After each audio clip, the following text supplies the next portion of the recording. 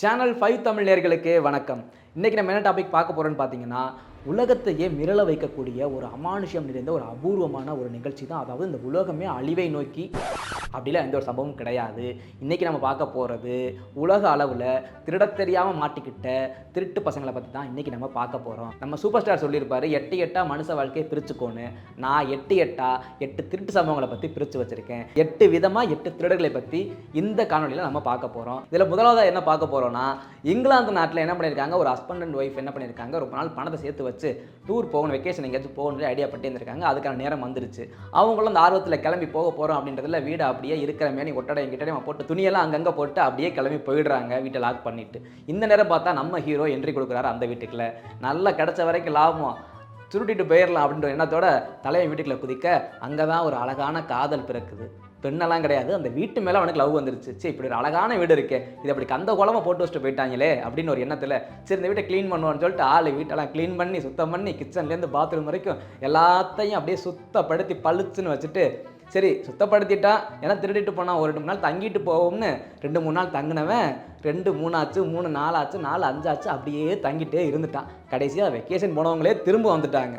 வந்து பார்த்தா வீட்டு லாக்கில் தான் இருக்குது. வந்து அவங்க ஓப்பன் பண்ணுறாங்க. பார்த்தா உள்ள வீடு மாளிகை மாதிரி பலன்னு ஜொலிக்குது. என்னடா இப்படி ஜொலிக்குது அப்படின்னு சொல்லிட்டு உள்ளே பார்த்து அவங்க ஆச்சரியமாக போச்சு. என்ன நம்ம வீட்டு பூட்டி இருக்குது, நம்ம சொந்தக்காரங்க வந்திருப்பாங்களா இல்லை வேறு யாருமா அப்படின்ற ஒரு பயத்திலே அவங்க வந்து பார்த்துட்டே உள்ளே போகிறாங்க. அவங்களோட ஒய்ஃப் போய் மாடியில் பார்த்துருக்காங்க. அங்கே ஐயா நல்லா விட்டத்தை பார்த்து பிறந்த மேனைக்கு படுத்து தூங்கியிருக்காப்புல. ஒய்ஃப் பயந்து போயிட்டு கீழே வந்து அவங்க ஹஸ்பண்டை சொல்ல, அவர் போலீஸ்க்கு ஃபோன் அடித்து இந்த மாதிரி தகவல் கொடுக்க போலீஸ் உடனே வந்துடுறாங்க. வந்து தம்பி தூங்கினது போது எந்திரிங்க அப்படின்னு சொல்லி எழுப்பி விட்டா அப்போ தான் திருட வந்த இடத்த மறந்துட்டு தூங்கிட்டேன் கைப்புள்ள அப்படின்ட்டு போலீஸ்கிட்ட போயிட்டு, ஐயா தெரியாதனமா அந்த வீட்டுக்கு வந்துட்டேன் திருடுறதுக்கு, அந்த வீட்டோட அழகை பார்த்தாக்க நான் மெய் மறந்து போயிட்டு வீட்டை க்ளீன் பண்ணி எல்லாம் பண்ணிட்டு உட்காந்துட்டு ஆனால் திருடத்தான் நான் வந்தேன் அப்படின்னு ஒத்துக்கிட்டான். நல்ல ஒத்துக்கிட்டான். சரி வா போகலாம் அப்படின்னு சொல்லிட்டு ஜீப்பில் ஆளை தூக்கி போட்டு கொண்டு போயிட்டு விசாரணை நடத்தி முடிச்சுட்டு ஒரு 200 பவுண்டு ஃபைன் அமௌண்ட் கட்டிடு 2 வருஷம் சிறை தண்டனை அப்படின்னு சொல்லிட்டாங்க. என்ன பண்ண திருடவுங்களே கடைசியா என்ன பண்ணுன்னு பதறி போயிட்டு அந்த வீட்டு ஓனர்கிட்ட ஹஸ்பண்ட் ஒய்ஃப்கிட்ட போயிட்டு, ஐயா வீட்டுக்கு திருட வந்தேன், ஆனால் வேறு வழி உங்கள் வீட்டுடைய அழகை ரசித்து அப்படியே மெய்மறந்து போனேன்னா உங்கள் வீட்டை க்ளீன் பண்ணிவிட்டு அப்படியே தூங்கிட்டு நான் எதுவும் திருடலாம் செய்யலை, என்னை மன்னிச்சு விட்டுருங்க, அடுத்த தடவை நம்ம திருட மாட்டேன்னு சொல்ல. சரி அந்த ஒய்ஃப்க்கு ஒரு தார்மீக சிந்தனை வந்துருச்சு. நம்ம க்ளீன் பண்ணாது 1.5 மாதம் ஆகும் இந்த வீட்டை க்ளீன் பண்ணுறதுக்கு, பாவம் நல்ல பையன் க்ளீன் பண்ணி கொடுத்துட்டானே அப்படின்னு சொல்லிட்டு ஒரு மனிதாபிமானத்தின் அடிப்படையில் ஜெயிலெலாம் வேணாம் ஃபைன் மட்டும் கட்டிட்டு போடா அப்படின்னு சொல்ல, சரி ஏதோ கிடைச்ச வரைக்கும் லாபம் அப்படின்னு சொல்லிட்டு அவன் அந்த ஃபைனை மூட்டை கட்டிட்டு ரிலீஸ் ஆகி போயிட்டான். வேலைக்கு வந்த வெண்ணை ஒழுங்காக வேலையை பார்க்காம படுத்து தூங்கிட்டு, இது தேவைதான் அவனுக்கு. இது ஒரு முட்டாள்தனமான திருடன் நம்பர் 1 இடத்த அவர் பிடிச்சிருக்காரு. அடுத்து நம்ம 2ஆவதாக பார்க்க போகிற ஒரு திருட்டு சம்பவம், ஜாம்பவானின் திருட்டு சம்பவம் என்னன்னு பார்த்தீங்கன்னா, இதே மாதிரி ஒரு ஹஸ்பண்ட் அண்ட் ஒய்ஃபு தென்னாப்பிரிக்காவில் ஜோகன்ஸ்பர்க் அப்படின்ற அந்த ஊரில் பார்த்தீங்கன்னா வீட்டை பூட்டிட்டு போகிறாங்க. அந்த ஹஸ்பண்ட் ஒய்ஃப் மாதிரி அவசரத்துலலாம் போகலை. நல்லா ஒரு பூட்டுக்கு 2 3 4 பூட்டு நல்லா வீட்டை டைட்டாக பூட்டிட்டு 2 பேரும் ஜோடியாக பறந்து வெளில 2 பேரும் கிளம்பியாச்சு. அப்புறம் சரி போயிட்டு அவங்க வேலையெல்லாம் முடிச்சுட்டு வீட்டுக்கு வந்து திரும்ப பார்த்தா அங்கே தான் ஒரு ஆச்சரியம். 1க்கு 3 பூட்டு போட்டார். 3 பூட்டையும் பிச்சு வீசிட்டு கதவையும் டாராக உடச்சி போட்டு எவனோ ஒருத்தன் உள்ளே புகுந்துட்டான். இவர் பயந்துட்டே அந்த ஹஸ்பண்ட் உள்ளே போய் பார்க்குறாரு. பார்த்தா எல்லாம் அப்படியே ஏதோ குற்றால குரங்க உள்ளே விட்டால் குதறி போடுற மாதிரி எல்லாம் குதறி கிடக்கு ரூமே. என்னடா இப்படி கிடைக்க 4 பதறி வேறு எதுவும் உள்ளே பூந்துருச்சா அப்படின்னு பயந்து வந்து வெளில அதே உடஞ்ச கதவை எடுத்து பூட்டி வச்சுட்டு அந்த 3 பூட்டை தேடி பார்க்குறாரு, காணும். சரி அது எங்கேயோ போயிடுச்சுட்டு போலீஸ்காருக்கு ஒரு ஃபோனை போட்டு, ஐயா இந்த மாதிரி ஆகிப்போச்சு கொஞ்சம் வாங்கணுன்னு. நம்ம ஊர் போலீஸ் மாதிரி இல்லாமல் அந்த ஊர் போலீஸ் டக்குன்னு உடனே இந்த சிங்கம் படத்தில் அந்த ஹெராயின் கடத்துறவன் எப்படி பிடிக்க போவாங்க அது மாதிரி ஃபாஸ்ட்டாக போலீஸிங்க வந்துட்டாங்க. வந்து உள்ளே பார்த்துருக்காங்க, என்னடா அப்படி கிடைக்க அப்படின்னு சொல்லிட்டு இவங்களும் தேடி பார்க்குறாங்க. மொட்டை மாடியில் ஆரம்பித்து கிரவுண்ட் ஃப்ளோர் வரைக்கும் எல்லாம் பார்க்குறாங்க. காணும் திருடன் எங்கே போனானே தெரியலை. சரி ஓகே அவன் தப்பிச்சு போயிட்டான் போல் அப்படின்னு டயர்டாகி போன போலீஸ் ரொம்ப சர்ச் பண்ணவர், எம்மா அவன் தண்ணி கொடுங்கம்மா அப்படின்னு சொல்லியிருக்காரு. அந்த அம்மாவும் தண்ணி எடுத்து கையில் கொடுக்க தண்ணியை நல்லா ஆசமாக குடிச்சிட்டு அங்கே நல்ல சோபாக இருந்திருக்கு. அதில் உட்காந்துட்டார் நம்ம போலீஸ்கார்.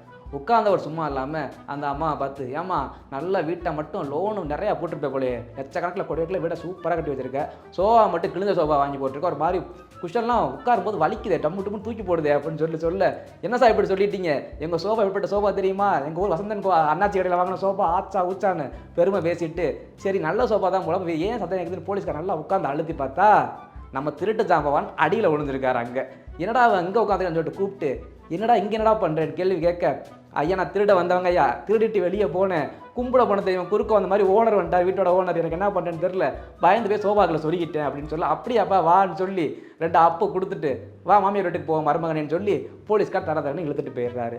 வெண்ணை திருடினவன் உடனே திருடிட்டு போயிருக்கலாம், அந்த ஆள் வர்ற வரைக்குமே அவன் திருடிட்டு இருந்திருக்கான். இதனால் இவன் திருட்டு ஜாம்பவன் 2ஆக அறிவிக்கப்படுகிறான். அடுத்து 3ஆவதாக என்ன பார்க்க போகிறோன்னா, முதல்ல சொன்ன மாதிரி இந்த இங்கிலாந்து நாட்டில் அதே மாதிரி ஹஸ்பண்ட் ஒய்ஃப் அவங்க வீட்டை பூட்டிட்டு வெளில போகிறாங்க. இங்கே வெளில போல ஆஸ்திரேலியாவுக்கே போயிடுறாங்க. அதாவது ரொம்ப நாள் பிளான் போட்டிருக்காங்க, ஆஸ்திரேலியாவுக்கு டூர் போகணும் அப்படின்னு சொல்லிட்டு பிளான் போட்டிருக்காங்க. சரின்னு அதே மாதிரி அவங்களோட செட்லாம் பண்ணி எல்லாம் ஆஸ்திரேலியாவே கிளம்பிட்டாங்க. இப்போ தான் இந்த இடத்துல நம்ம திருடன் இங்கே வருவான் அப்படின்னு நீங்கள் நினைப்பீங்க. திருடன் இவன் கிடையாது, இங்கே வரவும் போகிறது கிடையாது. இந்த ஹஸ்பண்ட் ஒய்ஃப் 2 பேரும் ஆஸ்திரேலியா கிளம்பி போகிறாங்க. அங்கே போயிட்டு செட்டில் ஆகணும்னு சொல்லிட்டு உடனே போயிட்டு ஒரு ஹோட்டலை புக் பண்ணி போயிட்டு நைட்டெல்லாம் செட் பண்ணிலாம் தூங்கிடுறாங்க. தூங்கிட்டு அடுத்த நாள் காலையிலலாம் இல்லை, மதியம் ஒரு 1 மணி இருக்கும், நம்ம தலைவர் ஹஸ்பண்ட் அவர்கள் எந்திரிச்சிட்றாரு. எந்திரிச்சிட்டு டிவி ஆன் பண்ணி பார்க்குறாரு. பார்த்தா அதில் ஃப்ளாஷ் நியூஸ் ஓடிட்டுருக்கு. டால்ஃபினை காணும், வேர்ல்டு அதாவது குயின்ஸ்லாண்ட் அப்படின்ற ஒரு ஏரியாவில் உள்ள சீ வேர்ல்டு அப்படின்ற தீம் பார்க்கில் இருக்க ஒரு டால்ஃபினை காணும் அப்படின்னு சொல்லிட்டு ஃப்ளாஷ் நியூஸில் ஓடிட்டுருக்கு. இதை பார்த்துட்டு என்னடா அது டால்ஃபினெல்லாமா காணாமல் போச்சு இந்த ஊரில், ஒரு ஃப்ளாஷ் நியூஸில் போடுவானுங்க, நம்ம ஊரில் கோடி கோடியாக தங்கத்தை கடத்தானுங்க, அதையும் ஒன்றும் போட மாட்டானுங்க அப்படின்னு எண்ணத்தில் தலைவர் போயிட்டு சரி ரெஸ்ட் ரூம் போயிட்டு வருவோம் அப்படின்னு சொல்லிட்டு ஆள் ரெஸ்ட் ரூமை திறந்தா அங்கே தான் ஒரு அதிர்ச்சி காத்திருக்கு. அங்கே தான் திருடன் இல்லை, இந்த டால்ஃபின் பைபிள் அங்கே கிடக்கு.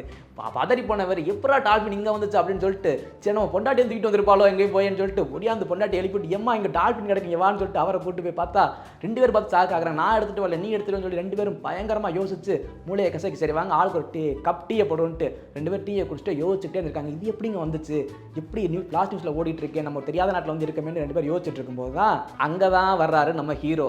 ஹீரோ யாருன்னா சோமபானம். அதாவது ஒரு 7 பீர் பாட்டிலும் காலுக்கு கீழே கிடக்கு. நைட்டு ஃபுல்லாக ஊர் விட்டு ஊர் வந்து சுற்றி பாருங்கடானா பொயின்ஸாவை சுற்றி பார்த்துட்டு சரக்கை வாங்கி நல்லா முட்டை குடிச்சிட்டு சும்மா இல்லாமல் அந்த ஏரியாவில் இருக்க அந்த தீம் பார்க்கில் உள்ளே பூந்து நாங்கள் வந்த ஊருக்குள்ள எவன்டா சுனாப்பானாவுக்கு கேட்டே முன்னு சொல்லி கேட்டு எகிரி குதிச்சு உள்ளே போய் இல்லாத அலம்பல் அங்கே இருந்தால் எல்லாத்தையும் உடச்சி விட்டு தண்ணியெல்லாம் ஆட்டம் போட்டுட்டு வாங்கடானா சும்மா இல்லாமல் டால்ஃபினையும் தூக்கிட்டு வந்துட்டானுங்க வரும்போது போதையில். அது இங்கே ரெஸ்ட் ரூமில் கிடக்கு. அது பாருங்கள் தெளிவாக கொண்டாந்து தண்ணி இருக்கிற ரெஸ்ட் ரூமில் போட்டு போயிட்டானுங்க, பெட்டில் கூட போட்டுக்கல. அப்புறம் தான் ஆகா இப்படி தப்பு பண்ணிட்டோமே என்னடா பண்ணுறது அப்படின்னு ஹஸ்பண்ட் ஒய்ஃப் 2 பேரும் தீவிரமாக சிந்திச்சு சரி இந்த டால்ஃபினை கொண்டு போயிட்டு நம்ம அந்த ஏரியாவில் விட்டுட்டு வந்துடுவோம், அப்போ நம்ம மேலே சந்தேகப்பட மாட்டாங்க, நம்மளை பிடிக்க மாட்டான்னு ஒரு ஐடியா பண்ணி அந்த டால்ஃபினை ஒரு சாக்கு ஒரு ஏதாச்சும் ஒரு சேஃப்டியாக போட்டு கொண்டு போனாங்கன்னா 6 மாத குழந்தை இந்த தூக்கிட்டு போகல துணியை சுற்றி அது மாதிரி துணியை சுற்றி தூக்கிட்டு போயிட்டானுங்க நேராக. அங்கே பார்த்தா ஜேன்னு கூட்டம் மக்கள் போலீஸ் ஒருக்க நிற்கு அதெல்லாம் கடந்து தூக்கிட்டு போயிட்டு இருக்கான். அது என்னடா மக்கள் ஆக்கன்னு லைட்டாக அந்த குண்டு பைய டால்ஃபின் தலையை வெளியே எட்டி பார்த்துட்டான். மாட்டிக்கிட்டாங்க. மாட்டினோடனே போலீஸ்காரன் வந்து வாங்கப்பா எந்த ஊர் நீங்கள் எப்போ வந்தீங்க அப்படின்னு சொல்லி விசாரிச்சு ஏன் தூக்கிட்டு போனீங்கன்னு கேட்ட உடனே நைட் நடந்த அலும்பெல்லாம் சொல்லிட்டு ஐயா கொஞ்சம் சோகமான மண்டைக்கு ஏறிடுச்சு, அதனால் நானும் என் ஒய்ஃபும் கொஞ்சம் ஓவர் ஆட்டம் ஆடிவிட்டோம் அப்படின்னு சொல்லிட்டு தகவலாம் சொன்ன உடனே சரி வெளியூர்லேருந்து வந்திருக்கீங்க, அதுவும் நம்ம இங்கிலாந்து நாட்டிலேருந்து வந்திருக்கீங்க அப்படின்னு சொல்லிட்டு ஒரு $1000 ஃபைனை மட்டும் கட்டிட்டு போயிருங்க, சிறை தண்டனைலாம் எதுவும் கிடையாதுன்னு சொன்ன உடனே ஐயா போலீஸ் ஐயா ரொம்ப நன்றி ஐயா அப்படின்னு சொல்லிட்டு ஒரு $1000 ஃபைனை கட்டிட்டு நாங்கள் ஊருக்கு கிளம்புறோம் பொட்டி படிக்க எடுத்துக்கிட்டுன்னு சொல்லிட்டு ஆஸ்திரேலியாவுக்கு டாட்டா சொல்லிட்டு இங்கிலாந்துக்கு புட்டியை கட்டிட்டாங்க. இந்த இங்கிலாந்துக்கார ஃபுல்லாக ஒன்றும் பூட்டை உடைக்கிறான் இல்லை டால்ஃபினை தூக்கிட்டு வரான், இதே பொழப்பாத்துறானுங்க இவனுங்க. அடுத்த 4வது எதை பார்க்க போகிறோன்னா ஆஸ்திரேலியா நாட்டில் சிட்னி அப்படின்ற இடத்துல ஒரு முதலாக திருட போகிற ஒரு திருடனை பற்றி தான். அதாவது கன்னி திருடன். அதாவது முதல் திருட்டை ஆரம்பிக்கிறாரு அப்பா அம்மா ஆசீர்வாதத்தோடு வந்து ஆரம்பிக்கிறாரு. சரி ஒரு ரிஸ்க்காக இருக்கும், பயங்கர ஒரு படத்தில் வர சேசிங்லாம் இருக்கும் அப்படின்னு சொல்லிட்டு அண்ணன் திருடுறதுக்காக வர்றாரு.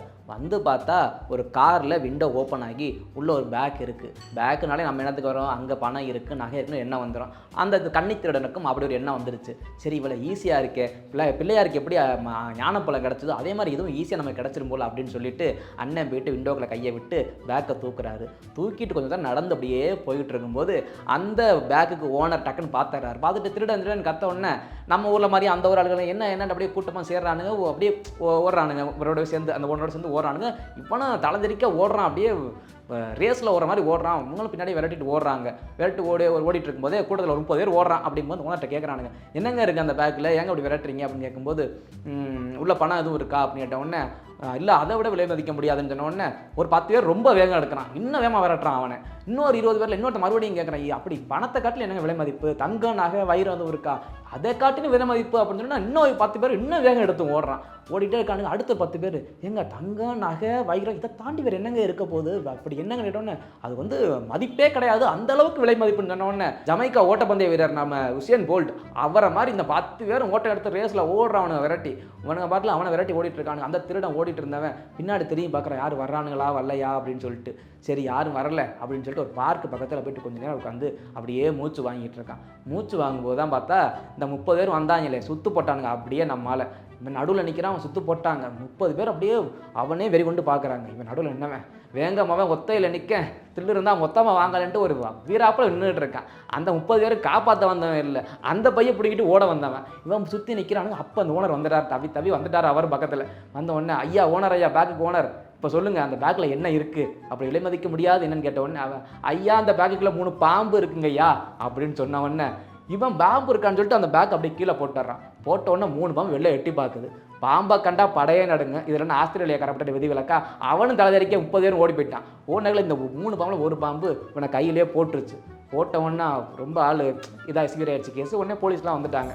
வந்து அவனை கூப்பிட்டு போயிட்டு ஹாஸ்பிட்டலில் போயிட்டு ட்ரீட்மெண்ட்லாம் முடிச்சுட்டு சரி வாங்கப்பா ஜெயிலுக்கு போகும்ட்டு கடைசியாக முதல் திருட்டு முடிவான திருட்டா அந்த பையனுக்கு ஆகிப்போச்சு.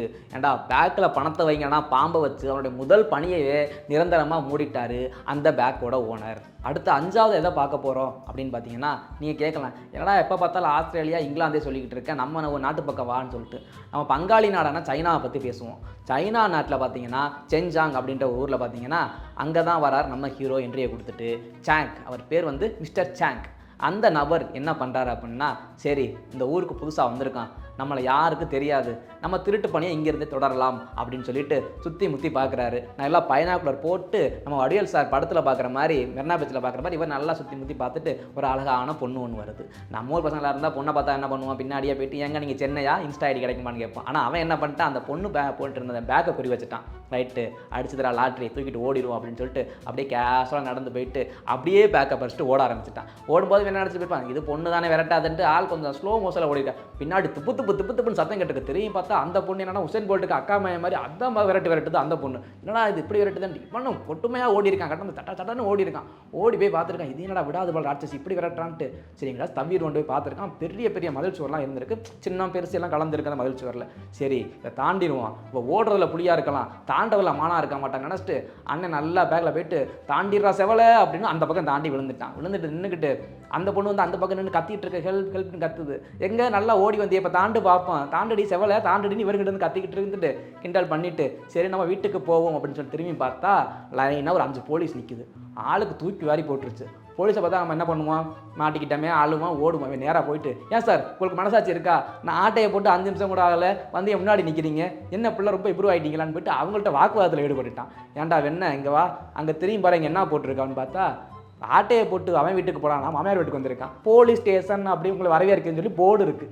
இவனுக்கு பார்த்தவொன்னே அடப்பாவை ஊர் விட்டு வந்து ஊர் இப்படி திருடி வந்து மாட்டிக்கிட்டோமே அப்படின்னு சொல்லிட்டு சரி இந்தாங்க பேக் அந்த பொண்ணுகிட்ட கொடுத்துருக்க நம்ம அங்கே உள்ளே போகணும்னு அவனே அப்படியே ஸ்டேஷனுக்குள்ளே போயிட்டு என்ன வாங்கணுமோ உள்ளே வாங்க ஆரம்பிச்சிட்டான். சைனாக்காரனுங்க இந்த கரப்பாம்பூச்சி நத்தை பூனை புலி எல்லாத்தையும் சாப்பிட்டுட்டு மூளை கட்டு போய் இப்படி தான் பண்ணிட்டு தெரியுறானுங்கன்னு எனக்கு தகவல் வந்தது. 6வதாக எதை பார்க்க போகிறோன்னா அதே பங்காளி நாடான சைனா தான். அங்கே தான் இந்த சம்பவம் நடக்குது. இந்த டைம் இந்த வரக்கூடிய அந்த திருடன் வந்து மற்ற திருடன் மாதிரி காமெடி திருடன் இல்லை, மாஸ்டர் பிளான் போட்டு ஸ்கெட்சு போட்டு தூக்குற திருடன். அதாவது இந்த கத்தி படத்தில் விஜய் பிளானை போட்டுட்டு அடியில் பார்த்தா பம்ப்ளைன்லாம் தெரியும், அந்த மாதிரி பம்ப்ளைன் தெரிகிற அளவுக்கு ஸ்கெட்செல்லாம் போட்டு பக்கவத்தை எடுக்கிற திருடன். அவன் ஃபிக்ஸ் பண்ணிட்டான் ஒரு வீட்டை, ஒரு பணக்கார வீடாக பார்த்துட்டான். அந்த வீட்டில் எங்கெங்கே பைப் லைன் போகுது, எங்கே பாத்ரூம் இருக்குது, எங்கே கிச்சன் இருக்குது, எங்கே பெட்ரூம் இருக்குது அப்படின்ற வரைக்கும் அலசி ஆராய்ஞ்சு ஸ்கெட்சை போட்டு அழகாக வச்சு அப்படியே டிராஃப்டை வச்சு அளந்து பார்த்துட்டான். இதுதான் அந்த வீட்டோட அளவு அப்படின்ற அளவுக்கு எல்லாம் பார்த்து ரெடியாக இருக்கான். அவங்க எப்போ அந்த வீட்டை விட்டு வெளில போகிறாங்களோ அந்த டைமில் நம்ம உள்ளே குதிக்கிறோம், எல்லாத்தையும் தட்டி தூக்குறோன்ற ஐடியாவில் அண்ணன் இலவகாத்த கிளி மாதிரி காத்துக்கிட்டே உட்காந்துருந்தார். அப்போ தான் அவனுக்கு ஏற்ற டைம் மாதிரி அவங்க அந்த வீட்டில் இருக்க எல்லாமே ஒரு நாள் எங்கேயும் வெளில கிளம்பி போகிறாங்க. இதுதான் சான்ஸ், எகிரிட வேண்டியதான்னு இவ்வளோ ஸ்கெட்சு எல்லாம் பிரமாதமாக போட்ட அண்ணன் அங்கே ஒரு ரவுண்டு ஓட்டை இருக்குது, அது வழியாக தான் அண்ணன் உள்ளே எகிர போகிறாரு. எகிரி போகும்போது தான் தெரியுது திருட்டு காசில் வந்து நல்லா வாங்கி தின்னமே தொப்பையை குறைக்காமல் விட்டோமேனு தொப்பை மாட்டிக்கிட்டு உள்ளேயும் போக முடியாமல் வெளியவும் வர முடியாமல் சிக்கிட்டாப்பில் இடையில. கலகலப்பு படம் பார்த்தவங்களுக்கு இது புரிஞ்சிருக்கும். அப்படியே மாட்டிக்கிட்டு என்னடா பண்ணுறது இப்படி வந்து மாட்டிக்கிட்டேமேனு இப்போ நைட்டு மணி 12 1 2 3 4 காலையில் பெருசுங்கெல்லாம் வாக்கிங்கே வர ஆரம்பிச்சிருச்சு. இவன் அப்படியே தொங்கிட்டு தான் கிடந்து காப்பாற்றுங்கன்னு கால் மட்டும் ஆடிட்டு இருந்திருக்கு வெளியில். சரி ஏதோ அப்படின்னு இவங்களாம் கண்டுக்காமல் போயிட்டாங்க. பக்கத்து வீட்டுக்காரன் மட்டும் என்னடா அது நம்ம பக்கத்து வீட்டுக்காரன் சத்தம் வருது, அவங்களாம் வெளில போயிட்டாங்களே யாராக இருக்கும் அப்படின்னு ஒரு டவுட் பட்டு அவன் போலீஸ்க்கு ஃபோன் அடிச்சிடறான். போலீஸ் வந்து பார்க்குறாங்க, ஆள் முண்டம் தனியாகவும் பேக்கு தனியாகவும் தனியாக அப்படின்னு ஆடிட்டு மட்டும் கிடந்திருக்கு. சரின்ட்டு அவன் தொப்பையை பயமெல்லாம் உள்ளே அமுத்தி ஆளை வெளில இழுத்து எங்கே ராசா வந்தேன் அப்படின்னு கேட்ட உடனே, ஐயா ஒன்றுங்க இல்லைங்கய்யா, நைட்டு கிரிக்கெட் விளாண்டுட்டு இருந்தேன், பந்து உள்ளே விழுந்து போச்சு, அதை எடுக்கிறதுக்காக வந்தேன், கொஞ்சம் திரும்ப முகரையை பார்த்தா நைட்டு 12 மணிக்கு பந்து விளாட்ற மாதிரியாடா இருக்குது, திருட்டு பயிலன்னு சொல்லி கூட்டு போயிட்டு 2 அப்பன்னு கட்டி பந்து விளையாட வந்தோடனே பல்லு எகிற அளவுக்கு அடித்து தூக்கி உள்ளே போட்டாச்சு. இந்த மாஸ்டர் பிளான் போட்ட திருடன் அங்கேருந்த ஓட்டையை மறந்துட்டான். இதுதான் ஒரு முக்கியமான நிகழ்வாக அங்கே பார்க்கப்படுது. இந்த சைனா கவிஞர்களுக்கு அண்டை நாடாக இருக்குன்னு சொல்லவே எனக்கு கேவலமாக இருக்குது. இப்போ 7வது என்ன பார்க்க போகிறோம்னா, இப்போ சைனாவிலேருந்து அப்படியே அமெரிக்கா போயிடுறோம். அமெரிக்காவில் தான் இந்த சம்பவம் நடக்குது. போலீஸ் ஸ்டேஷனுக்கு ஒரு கால் வருது. அந்த ஃபோனில் யாருன்னு பார்த்தீங்கன்னா ஒரு ஹவுஸ் ஓனர் பேசுகிறாரு. ஐயா இந்த மாதிரி எங்கள் வீட்டில் வந்து ஒரு திருடன் வந்து 2 திருடன் வந்தான், 2 திருடன் எங்கள் திருடிட்டு போயிட்டாங்க உள்ள ஜாமான்லாம் அப்படின்னு சொல்லும்போது, போலீஸ்கார் அப்படியா, எப்போ இது நடந்தது, எப்படி நடந்தது, வந்த திருடங்களை நீங்கள் பார்த்தீங்களா அப்படின்னு சொல்லி கேட்குறாங்க. பார்த்தாங்கய்யா 2 பேர் வந்தானுங்க அப்படின்னோடனே, எதுவும் அங்க அடையாளம் எதுவும் இப்போ இருக்காங்க, எப்படி இருப்பாங்க, முடி நிறைய அந்த மாதிரி ஏதாச்சும் அங்க அடையாளம் இருக்கா அப்படின்னு கேட்குறாரு. இல்லைங்கய்யா அதெல்லாம் எனக்கு ஒன்றும் தெரியலை, ஃபுல்லாக மூஞ்சி ஃபுல்லாக சாயம் பூசி இருந்தானுங்க கலர் கலராக அப்படின்னு மட்டும் அவங்க சொல்கிறாங்க. அவன் சரி சாயம் பூசிட்டு ஆட்டையை போட்ட வரைக்கும் நீ என்னையா பண்ணிட்டு இருந்தேன் கேட்ட உடனே, நான் அற்புதத்தீவு படம் பார்த்துக்கிட்டு இருந்தேன் சொல்ல, நல்லா பார்த்தா போன்னு சொல்லிட்டு இவர் இருக்கிற எல்லா சர்வேலன்ஸ் எல்லா அந்த கண்ட்ரோலுக்குலாம் ஃபோன் பண்ணி எல்லா செக் போஸ்ட்டையும் அலாட் பண்ணுறாங்க. அலாட் பண்ணிவிட்டு காரில் செக் பண்ணிட்டு இருக்காங்க. அப்படி செக் பண்ணிட்டு இருக்கும்போது ஒரு காரை செக் பண்ணி பார்க்குறாங்க. அவங்க சொன்ன அந்த அங்க அடையாளத்தோட மூஞ்சில் சாயம் பூசிட்டு 2 பேர் உள்ளே உட்காந்துருக்கானுங்க. இவனெல்லாம் சாயம் பூசிட்டு 2 பேர் உட்காந்துருக்கானுங்களே, திருடன்கள்லாம் வந்து அறிவாளியான நினச்சி இவன் முட்டாளாக இருப்பானோ அப்படின்னு சொல்லிட்டு உள்ளே பார்க்குறாங்க. உள்ளே பார்த்தா அந்த வீட்டில் ஆட்டையப்பட்ட பொருள்லாம் உள்ளே இருக்குது. சரி இவனு தான் திருடன் அப்படின்னு சொல்லிட்டு கன்ஃபார்ம் பண்ணிவிட்டு 2 பேரும் இறக்கி, வாங்க ராசாக்களா வாங்க, என்ன எங்கே போயிட்டு வரீங்க கேட்ட உடனே ஏதோ சொல்லி சமாளிச்சிருக்கானுங்க. 2 இழுப்பு இழுத்து, சரிடா இங்கே வாங்க, நீங்கள் திருடன் கன்ஃபார்ம் ஆகிப்போச்சு, இப்போ தான் அந்த வீட்டோட எனக்கு தகவல் சொன்னார், அதாவது அடையாளம் கேட்கும்போது மூஞ்சில் சாயம் பூசினான்னு சொன்னாங்க, நீங்களும் சாயம் பூசியிருக்கீங்க, கிட்டத்தட்ட 2 மணி நேரம் ஆச்சு சம்பவம் நடந்து, இன்னும் ஏன்டா சாயத்தை அழிக்காமல் வச்சுக்கன்னு கேட்டால், அப்போ தான் அந்த 2 திருடனில் ஒரு திருடன் சொல்கிறான், ஐயா நான் 10 ரூபா கொடுத்து சும்மா டெம்பரவரி மார்க்கர் வாங்கிட்டு வரான்னு சொன்னால், இவன் 20 ரூபா கொடுத்து பெர்மனன்ட் மார்க்கர் வாங்கிட்டு வந்து பூசி தொலைச்சிட்டான், அது எவ்வளோ கவனம் போய் தொலையில், என்னடா போட்டது ஆட்டையை போட்டால் ஓடிடுவோம் இப்படின்னு சொல்லிட்டு தான் தப்பிச்சு ஓடி வந்தங்க ஐயா, உங்ககிட்ட மாட்டிக்கிட்டோம்னு சொல்ல, அந்த போலீஸ்கார சிரிச்ச மேனிக்கு செல்லையில் சேர்த்து ஒரு அப்பை விட செல்லு கலண்டு அப்படியே 2 பேரை கூட்டிட்டு போயிட்டாரு ஸ்டேஷனுக்கு. இதுல என்ன தெரியுதுன்னா, அமெரிக்காக்கார எல்லாம் அறிவாளின்னு சொன்னா யாரும் நம்பாதீங்க, தக்காளியை ஆமை பிடிக்க கூட லாயக்கு இல்லை அப்படின்றது இந்த சம்பவத்திலேருந்து தெரிஞ்சுக்கோங்க. அடுத்து நம்ம 8வதா பார்க்க போகிறோம் சம்பவம் எங்கே நடந்துச்சுன்னா, ஜப்பான் நாட்டில். அங்கே ஜப்பான் நாட்டில் ஒரு திருட்டு பையன் திருடுறதுக்கு பிளான் போட்டுட்டான். திருடுறதுக்கு எத்தனையோ இடம் இருக்குது, பேங்க் இருக்குது, ஹோட்டல் இருக்குது, எத்தனையோ வீடு இருக்குது, பெரிய பெரிய பணக்கார வீடு, அதெல்லாம் விட்டுட்டு ஒருத்தன் ஒரு மெடிக்கல் ஷாப்பை குறி வைக்கிறான். உயிரை காப்பாற்றுற இடத்துல ஆட்டையை போட பிளான் பண்ணிட்டான் இவன். சரின்னு ஒரு பிளான் ஸ்கெட்செல்லாம் போட்டு பகலில் போனால் மாட்டிப்போ ஆடி நிமித்திடுவானுங்க, நைட்டில் ஸ்கெட்சை போட்டு தூக்கும்ட்டு நைட்டு பிளான் பண்ணி ரெடியாக இருக்கான். அப்போ அந்த டைமில் 2 பேர் தான் மெடிக்கல் ஷாப்பில் இருக்காங்க. சரி இதான் டைம்னு சொல்லிட்டு திருட போகிறான். அங்கே தான் அவனுடைய 7ஆம் அறிவை பயன்படுத்தி டக்குன்னு போயிட்டு திருடிட்டு வந்துடுவான். அப்போ காரை ஆன்லேயே வச்சுட்டு போகலாம். அப்போ தான் வந்தவொடனே காரை எடுத்துகிட்டு ரெடி ஜூட்டுன்னு பறந்துடலாம்னு சொல்லிட்டு ஆள் காரை அப்படியே ஆன் பண்ணி வச்சுட்டு நேராக ஆள் மெடிக்கல் ஷாப்புக்குள்ளே பூந்துடுறாரு. போனவர் நச்சுன்னு கத்தி எடுத்து, நான் தாண்டா அவங்க அப்பன் வந்தே பத்தியா உள்ளேன்னு சொல்லிட்டு 2 வாட்டி கழுத்தனையும் படி கத்தியை வச்சு பயம் காட்டி, இருக்கிறதெல்லாம் கொடுத்துரு, பணத்தை கொடு, என்னென்ன ஜாமான் எல்லாத்தையும் கொடு அப்படின்னு சொல்லி எல்லாத்தையும் வாங்கி வச்சுட்டு போகும்போது பசிக்கும்னு சொல்லிட்டு பிரெட்டு வேறு என்னென்ன கோட்டிங் செட் என்ன இருக்கோ எல்லாத்தையும் தூக்கி வாரி போட்டுக்கிட்டு, சரி ரைட்டு அண்ணன் வரட்டா அப்படின்னு சொல்லிட்டு திரும்பி பார்த்தா அங்கே தான் ஒரு ஆச்சரியம் அதிசயம். அவன் எடுத்துகிட்டு வந்த அந்த காரை எவனோ அவுட்டிட்டு போயிட்டான். ஆட்டையை போட வந்தவனுடைய காரையே ஆட்டையை போட்டு போயிட்டான் இல்லையா அப்படின்னு சொல்லி ஆள் வெக்ஸ் ஆகிட்டு, என்னடா இப்படி நமக்கே சம்பவம் பண்ணிட்டானே, யாரா இருப்பா இவன், எந்த ஒரு காரணம் இருப்பான்னு சொல்லிட்டு ஒரு யோசனையில் போயிட்டு, சரி நம்ம வந்து இந்த இடத்துல நேர்மையாக நடந்துக்கிறேன்னா அப்படின்னு சொல்லிட்டு சரி போலீஸ் ஸ்டேஷன் போகலாம், திருட்டு பையன் போலீஸ் ஸ்டேஷன் போகிற அப்படி அங்கே போயிட்டு ஒரு கம்ப்ளைண்ட் எழுதி கொடுக்குறான். ஐயா அந்த மாதிரி என்னுடைய காரை வந்து ஒருத்தர் ஆட்டையை போட்டு போயிட்டாயா, பைபாஸில் காரை நிப்பாட்டிட்டு மெடிக்கல் ஷாப் போனேன், ஆட்டையை போட்டு போயிட்டானே லெட்டர் எழுதி கொடுத்துட்டு இருக்கும்போது தான் இன்னொரு குரூப் வருது. அவன் யாருன்னா இவனால் பாதிக்கப்பட்டவன். அந்த மெடிக்கல் ஷாப் குரூப் எல்லாம் உள்ள வர, டே அண்ணா நீ எங்கே இங்கே, டே தம்பி நீ எங்கடா எங்கே அப்படின்ற மாதிரி வருது. இது ஐயா இவன் திருடங்கய்யா, எங்கள் மெடிக்கல் ஷாப்பில் ஆட்டையை போட்டு வந்தேன்னு சொல்லி அவன் மாட்டி விட்டான். ஆகா பயப்பில் கோத்து விட்டுருச்சு அப்படின்ட்டு, ஐயா ஆமாங்க ஐயா நான் ஒத்துக்கிறேன் தப்பை, நான் ஆட்டையை போட்டேன் தான் அந்த மெடிக்கல் ஷாப்பில் இருந்தாங்க, எல்லாத்தையும் நீங்களே வச்சுக்கோங்கன்னு பணம் பிரெட்டு அந்த ஜூஸ் எல்லாத்தையும் கொடுத்துட்டு இதெல்லாம் போயிட்டு போகுது, என் காரை மட்டும் கண்டுபிடிச்சி கொடுத்துருங்க ஐயா அப்படின்னு. ஏன்டா திருட்டு பையில உனக்கு நாங்கள் எப்போ ஹெல்ப் பண்ண முடியும், நீனே ஒரு திருட்டு பையன்னு சொல்லி போலீஸ்கார் வாங்குவாங்கன்னு வாங்கிட்டு அவர் போய் உட்காந்துறாரு. உட்கார்ந்தவருக்கு ஒரு யோசனை, இந்த திருட்டு பயலுக்கு எப்படி கார் வந்திருக்கும், கார் வச்சிருக்கேன் எப்படி திருடுவான் அப்படின்னு சொல்லிட்டு, தம்பிங்க வான்னு சொல்லி கூப்பிட்டு உண்மையை சொல்லு, கார் ஒன்று விட்டு தானா, கார் வச்சு எப்படா திருட்டுன்னு கேட்கும்போது இல்லைங்க என்னோட கார் தாயான்னு சொல்லி அப்படியே மழுப்பிட்டு இருந்திருக்கான். கொண்ட உள்ள வச்சு லாடம் கட்டி விட்டுருக்காருன்ட்டு ஒத்துக்கிட்டான். ஆமாங்க ஐயா, அதை ஒரு 2 நாளைக்கு முன்னாடி தான் நான் ஆட்டையை போட்டு வந்தேன் அப்படின்னு சொன்னோடனே, அட பாவி ஆட்டையை போட்டு வந்த காரை பறி கொடுத்துட்டியாடான்னு சொல்லிட்டு அவனை 2 நிமித்தி தூக்கி உள்ளே போட்டாங்க. கடைசியாக அந்த ஆட்டையை போட்டு போன காரை எவன் ஆட்டையை போட்டானோ அவருக்கு அந்த நாட்டில் திருடர்குல திலகம் அப்படின்னு ஒரு பட்டமும் கொடுத்துட்டாங்க. கடைசி என்ன தெரியுமா இந்த கதையிலேருந்து, ஜப்பான்காரனுக்கு மூக்கு மட்டும் சப்பை கிடையாது, மூளையும் சப்பையாக இருந்திருக்கு. இந்த 8 திருட்டு சம்பவத்தில் எந்த திருட்டு சம்பவம் உங்கள் மனதை கவர்ந்தது அப்படின்றத கமெண்ட் பாக்ஸில் பதிவிடுங்க. அடுத்த காணொலியில் ஒரு சுவாரஸ்யமான தகவல்களோடு உங்களை சந்திக்கிறேன். உங்களிடமிருந்து விடைபெறுவது நான் உங்கள் அரவிந்த்.